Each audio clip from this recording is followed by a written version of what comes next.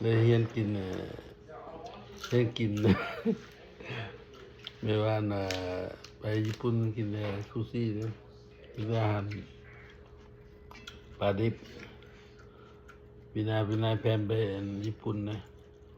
เรียนว่าภาษาญี่ปุ่นเซมาโกเตะอืม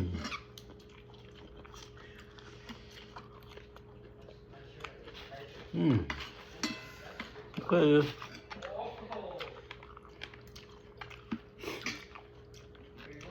กินแล้วบางอย่างก็จอกหนึ่งละ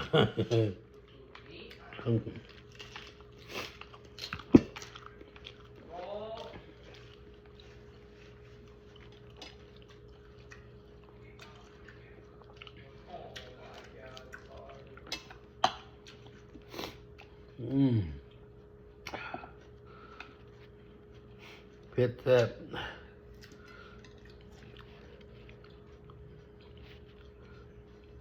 เว้ยฝีมือบดี